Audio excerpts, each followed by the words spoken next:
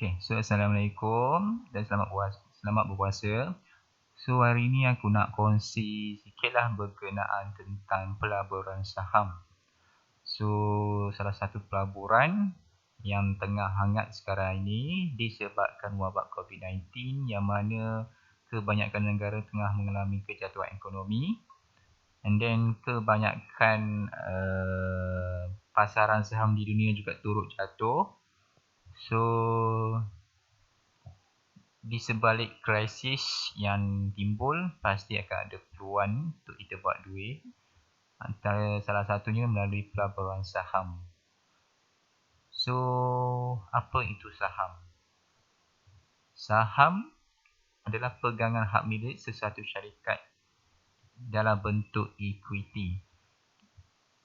Pelaburan saham juga boleh dikira sebagai pelaburan equity. Saham juga adalah bisnes. Maksudnya jika kita beli saham sesebuah syarikat, secara langsung kita telah pun boleh dipanggil sebagai shareholder ataupun salah seorang pemilik syarikat tersebut lah. So saham juga ada dua jenis. Satu saham yang boleh dibeli oleh orang awam yang dipanggil public equity.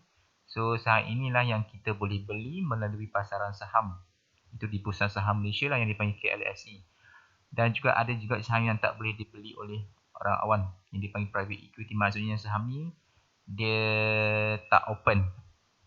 Kebiasaan saham syarikat sendirian berhad, maksudnya kita nak kena pergi jumpa management untuk kita cakap kita nak melabur dalam dia punya syarikat. So contohnya macam Fashion Village yang mana saham dia juga dimiliki oleh khazanah. So apa pula itu pasaran saham? So pasaran saham adalah tempat orang berjual beli saham-saham syarikat yang diaporkan di Bursa Saham. Yang dulu dipanggil BSKL, sekarang ini dah pun tukar nama, iaitu KLSE, Kuala Lumpur Stock Exchange. So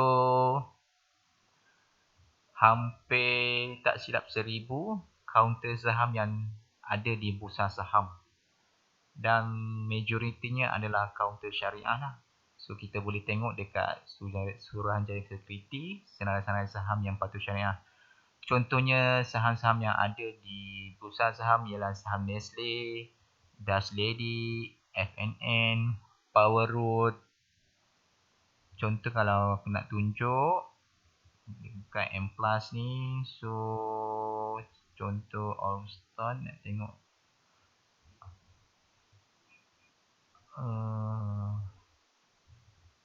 Sekejap Asia pun ada, Maybank, kebanyakan bank-bank pun ada. So aku nak tunjuk saham Nestle.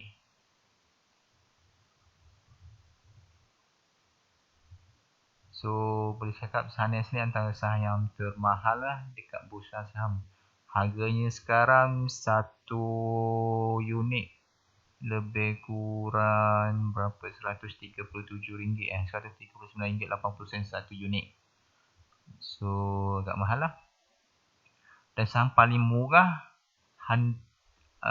ada sehingga bawah 1 sen. So maksudnya kalau orang cakap saham ni nak kena ada modal yang besar, tak berapa betul lah. Okay.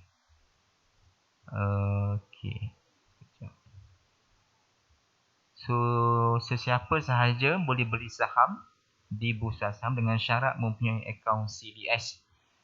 Maksudnya akaun ni yang membolehkan kita untuk nak trade saham. So CDS ni biasa kita nak kena buka dengan broker-broker saham yang ada lah. Salah satu contohnya Malacca Securities. Kita ada juga yang ada Maybank Investment, CIMB, BNB Securities, PHB Trade. So banyak lah. So dia sama macam akaun bank yang mana ada syariah account dengan conventional account lah. So kalau kita basically kita hanya kalau kita buka Islamic CDS account, kita hanya boleh trade syariah counter lah.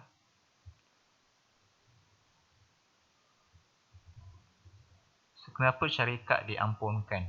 Maksudnya kenapa syarikat ni dilisted di Bursa Saham? Kebiasaan syarikat-syarikat yang dilisted di Bursa Saham ni lah, mereka nak dapatkan modal banyak untuk nak kembangkan syarikat ataupun dia orang nak biayai dia orang punya projek. Maksudnya kalau dia orang nak buat hutang dengan bank, dia orang kena interest lah. So that's why dia orang apakan syarikat dia orang open untuk dibeli oleh orang awam lah. So selain itu juga digunakan untuk nak bayar hutang syarikat. So kebiasaan sebelum saham sesebuah syarikat diaporkan di bursa saham, syarikat terbabit akan dia akan terbitkan bagi terbitan awal ataupun yang dipanggil IPO, Initial Public Offering. So sebelum syarikat tu diaporkan dekat bursa saham, jadi kita pun dah boleh beli saham syarikat terbabit dalam bentuk IPO. So IPO ni, masa IPO ni kita dah boleh beli dah, and then MITI ada memperuntukkan saham IPO untuk Bumi Putera. Kita kena apply. Sebenarnya ni kita boleh tengok dekat website MITI lah. So cara mudah kita nak faham tentang saham ni, contohnya ahli dan bakar ingin nak buka sebuah syarikat perkhidmatan lah yang bernama ABC Sdn Bhd contoh. So masing-masing letak modal sebanyak 10 juta seorang. Maksudnya 2 orang 20 juta lah maksudnya modal yang diperuntukkan. So jadi kita boleh cakap ahli pegang 50%, bakar pegang 50%. Maksudnya totalnya semua 20 juta. So syarikat terbabit, syarikat ABC Sdn Bhd berkembang pesat, and then dia punya nilai syarikat pun akan naik jugalah. So kini saham kedua-dua individu meningkat menjadi 35 juta seorang. Maksudnya ahli 35 juta, bakar 35 juta. So and then ahli dan bakar ni diorang nak kembangkan lagi syarikat diorang. Diorang nak buka banyak lagi cawangan. Diorang perlukan modal tambahan untuk nak kembangkan syarikat. Lebih kurang dalam 30 juta. So diorang tak nak pinjam bank. Sebab kalau diorang pinjam bank, diorang kenakan interest yang agak tinggi. So apa yang boleh dilakukan adalah diorang dengan meminjam dari orang awam. Maksud meminjam dari orang awam ni, diorang terbitkan saham baru untuk diorang apunkan dekat bursa saham. So orang awam boleh beli dan diorang dapat modal. So nisbah, okay, contoh, let's say lah diorang nak terbitkan saham baru bernilai 30 juta yang boleh dibeli oleh orang awam. So nisbah pegangan saham akan berubah menjadi, kalau sebelumnya ahli 50, bakal 50. So diorang nak 30 juta lagi modal baru. So sekarang ni ahli akan menjadi 35%, dia punya pegangan saham, bakal 35%, and then orang awam 30%. So bila syarikat ABC Sdn Bhd disenaraikan, status syarikat juga akan berubah menjadi ABC Berhad. So setiap yang beli saham ABC Sdn Bhd ni, dia akan ada dapat keuntungan, dua jenis keuntungan itu melalui kenaikan harga saham dan juga dividen yang akan diumumkan oleh syarikat terbabit lah. So best kan? Maksudnya kita tak kenal pun dia orang punya management, dia orang punya boss, tapi kita boleh beli saham dia orang. Contohnya sekarang